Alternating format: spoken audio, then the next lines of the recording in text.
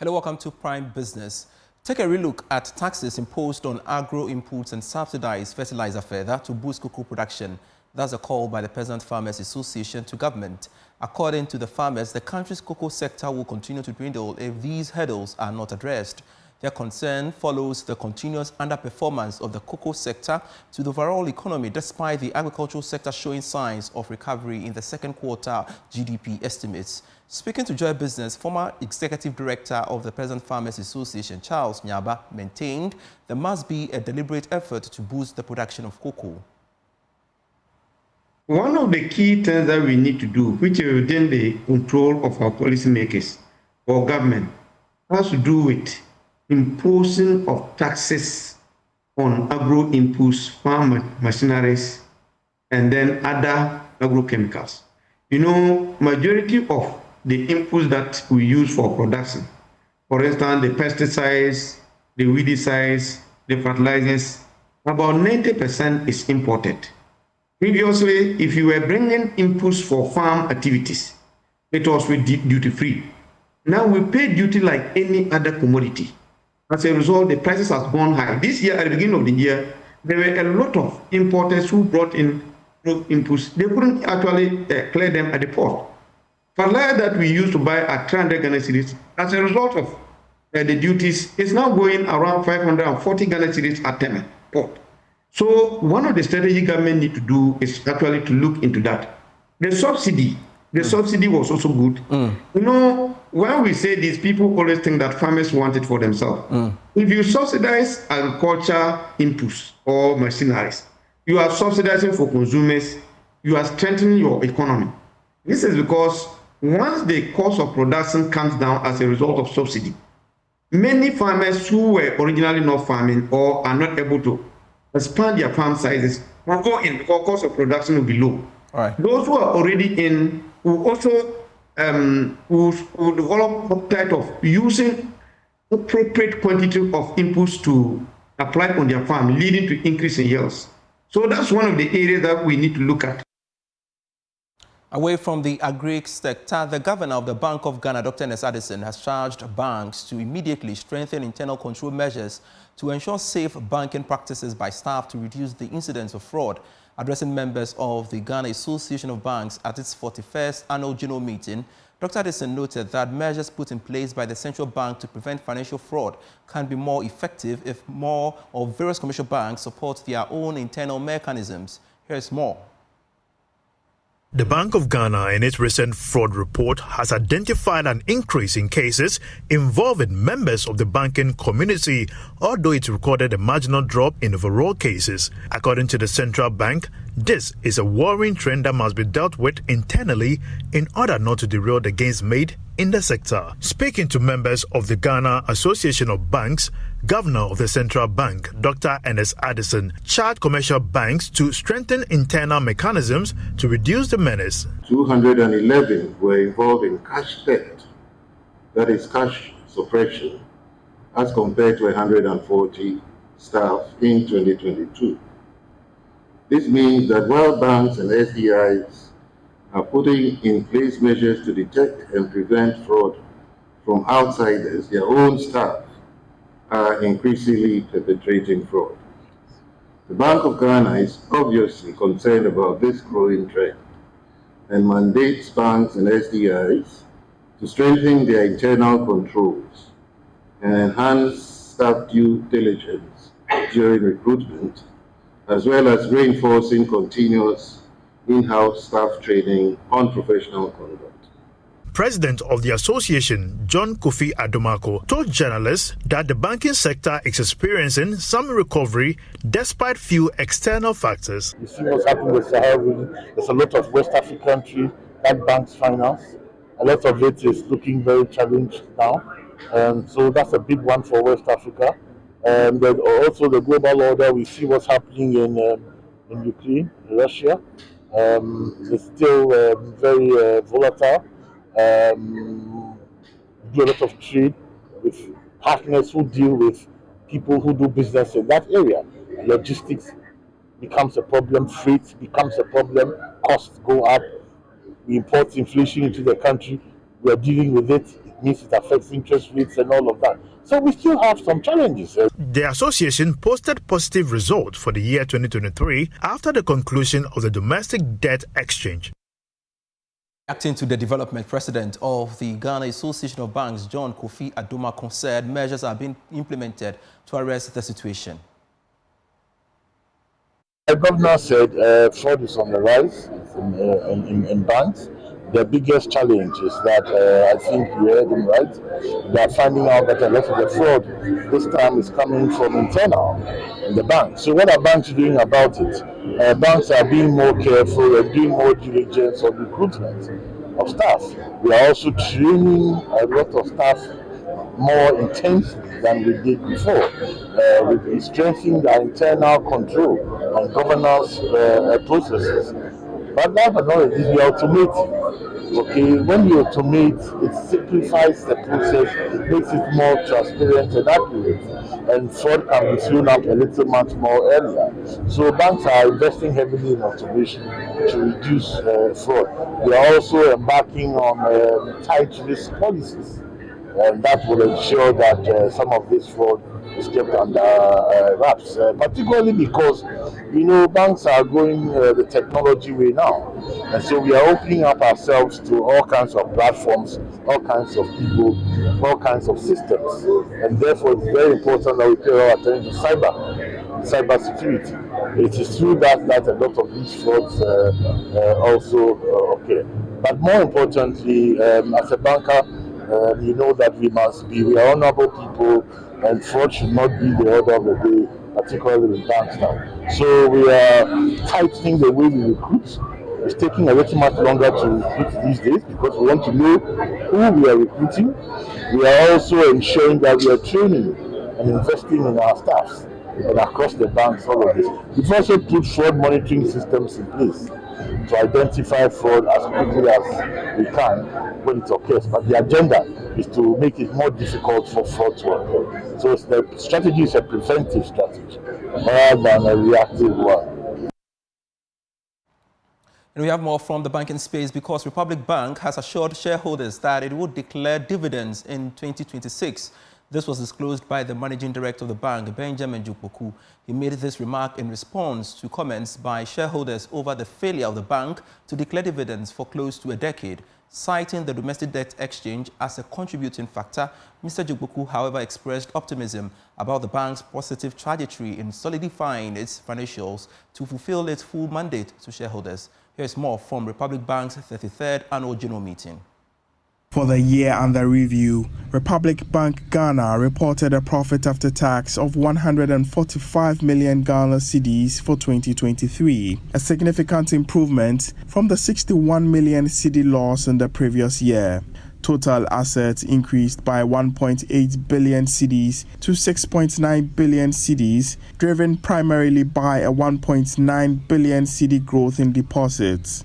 The non-performing loans ratio decreased from 19.8% in 2022 to 15.9% in 2023, below the industry average of 20.6%. Benjamin Jukboku is Republic Bank's managing director. He spoke to Joy Business at the 33rd Annual General Meeting. If you look at 2022, we made loss because of the DDEP.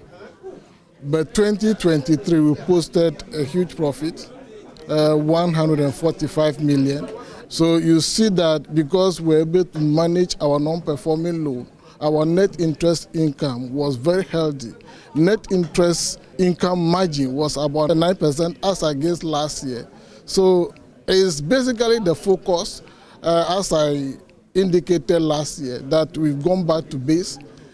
Where we are looking at our mortgage. Now we are the leading mortgage provider in the country, and we are also targeting the SME and corporate business as well. Addressing shareholders' concerns about the bank's inability to declare dividends for close to a decade, here is what Mr. Jukboku had to say. This bank was taken over in 2015, and a lot of things must be done, and that was done. And if you look at the foundation that we have built, I believe that we are in the trajectory to declare dividend. As I told my shareholders, that 2025, I believe that we will post a healthy income to be able to declare dividend in 2026. So we are on course of making that happen, and it's a promise that I made to my shareholders. Regarding the Bank of Ghana's report on banking sector fraud, Mr. Joboko noted that Republic Bank recorded 0 cyber fraud cases in the review period. Those fraud didn't happen in Republic Financial Holding or Republic Bank Ghana because the tone must be set from the top. And that is exactly what we are doing. We don't compromise our internal controls. The 33rd Annual General Meeting saw the re-election of David Ado-Ashong as board chair, alongside the election of Professor Vera Oge-Fiado, Jonathan Prince Khan, and Joseph Esuman as new directors, replacing those retiring. Away from the banking sector, let's now talk energy. The Africa Center for Energy Policy, ACEP, has accused the Electricity Company of Ghana of manipulating exchange rates in the transactions, according to the policy lead on petroleum and conventional energy at ACEP, Kojo Yauche. The manipulation resulted in a net exchange loss of approximately 7 billion cedis in 2023. He made these remarks during a press briefing on recent development in Ghana's power sector. Here's a report.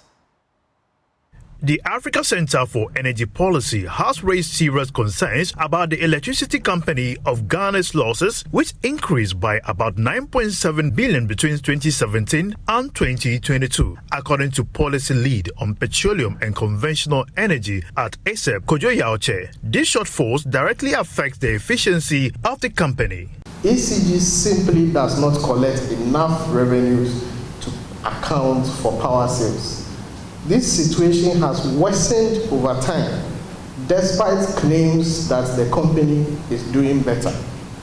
Between 2017 and 2022, ECG's losses increased from about 295 million Ghana cedis to about 9.7 billion Ghana cedis. Recent reports published by PURC show that the under-recoveries between August 2023 and July 2024 amount to about 13.6 billion. That is just shortfalls from the power sector.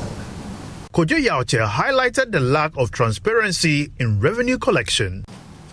The evidence shows that the switch of the apps was procurement-driven rather than an efficiency measure. The simple directive by PURC and the President of Ghana for the company to operate a single account to ensure visibility of total collection and onward transmission to the value chain participants was not complied with. Rather, ECG operated 61 accounts through 16 banks and would not make details of those accounts visible to auditors.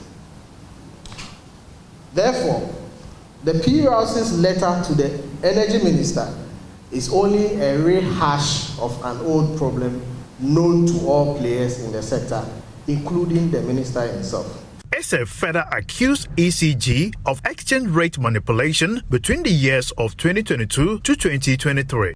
In many instances, the exchange rate reported by ECG to the Cash Waterfall Committee was significantly higher than the interbank exchange rate. The exchange rate manipulation created a net exchange loss of about 6.5 billion Ghana cedis in 2022, which is up from 600 million in 2021 to about 7 billion Ghana cedis in 2023. The current management of ECG should be relieved of their jobs and immediately replaced with effective and transparent management that will salvage the company and its attendant fiscal burden on the state and the people of Ghana. The Africa Center for Energy Policy further called for an immediate audit of the Haptel contract to clarify discrepancies in cash values reported by Haptel and ECG. More from the energy space, the Association of Ghana Industries, AGI, has reiterated the need for an efficient and reliable source of energy to boost industrialization. According to the AGI, a cheaper and more competitive cost of power will accelerate growth within the energy value chain. Speaking on the final day of the Ghana Industrial Summit and Exhibition, Chief Executive of AGI, Seth Chumakwabwa, expressed the need for a robust energy infrastructure to propel growth in the sector. There is more in the following report. The third and final day of the Ghana Industrial Summit and Exhibition focused on energy, which was spearheaded by the Volta River Authority.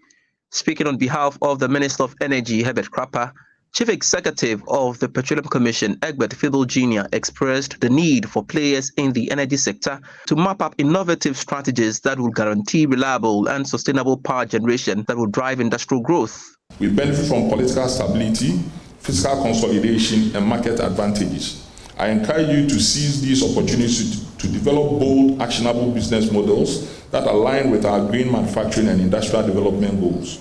I encourage the leadership of the Association of Ghana Industries to implore your members to tap into the net-metered renewable energy policy to promote clean and captive solar deployment in your industrial premises.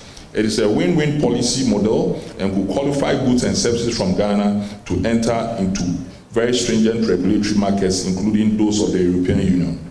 Speaking to Joy Business, Chief Executive of the AGI, Seth Chumakwabwa, highlighted the need for cost-efficient and competitive source of energy to accelerate growth and development. It is always critical, and even if the cost is high, people have no choice than to buy it because you can't produce, you can't do business without energy.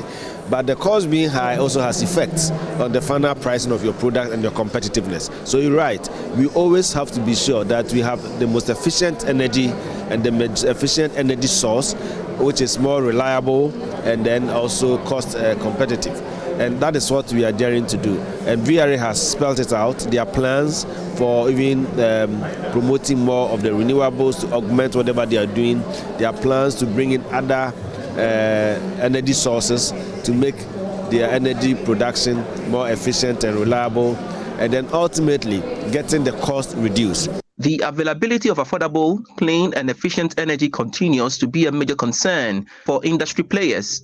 To this end, the Volta River Authority launched its value addition services to help its industrial partners reduce costs, improve productivity and contribute to the larger goal of environmental sustainability. Miriam Latikai Dake is the Director of Commercial Services at the Volta River Authority.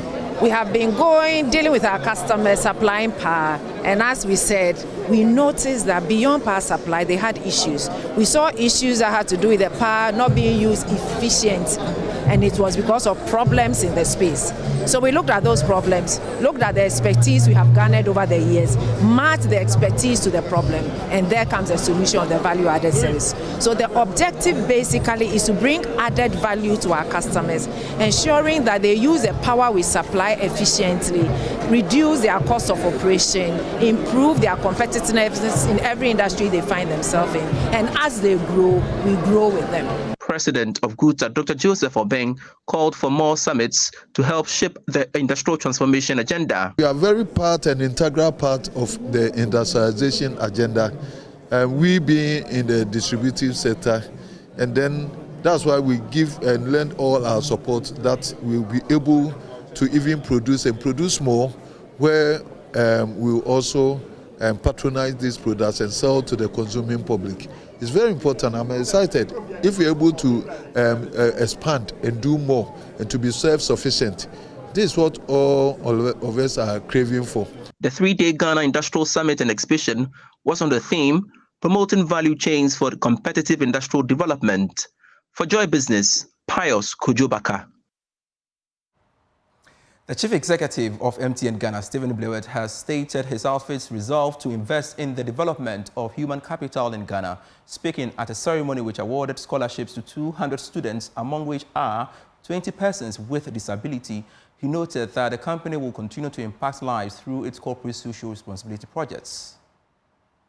In all, about 200 students received scholarship packages through MTN Ghana Foundation's Bright Scholarship Initiative. Among the recipients are 20 persons with disabilities. The MTN Bright Scholarship Program seeks to ease the financial burden on students by covering the cost of tuition, accommodation, and providing a stipend for each semester, as well as a laptop. Speaking to Joy Business, Stephen Blewett, Chief Executive of MTN Ghana, noted that the company will continue to invest in human capital development. There's a huge need within Ghana for education, and there's some really bright minds. And often at conferences I talk about that I believe that the next, and I truly believe this, that the next greatest idea and the next greatest technology can come from Ghana. But to do that, people have to be educated.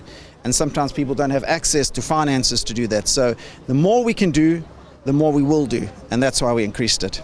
He emphasized MTN's aim of touching lives through its corporate social responsibility initiatives, particularly the MTN Bright Scholarship Program. We have within MTN scholarship students from the past who are actually working within MTN. I only discovered that the other day. For me, it's exciting when you see someone who's in our office at a senior level who is now a previous beneficiary of this, and that's amazing as well, you know. And there are beneficiaries of this program in many, many industries throughout Ghana. So we're touching lives. Some of the beneficiaries share their experience with Joy Business. I'm very, very, very happy to be chosen upon the people that has qualified for the scholarship. I'm very glad. I believe this is going to help me to improve upon my studies in the law school. And God bless MTN for such an opportunity given to us. I thankfully had a chance to enter the medical school, and then I'm a fee-paying student, and then the fees are too much. So looking at this scholarship is going to relieve my parents of the burden of taking care of my fees, and also with the problem of accommodation. Accommodation is also one expensive thing. So it's also going to help me stay focused and learn without worrying about where I'll sleep. Launched in 2018, the MTN Bright Scholarship Initiative provides financial assistance to needy students in public tertiary institutions. I truly appreciate your time watching Prime Business with me, Pius Kojo Baka. For more stories, do log on to myjoyonline.com/business. Prime Sports is next.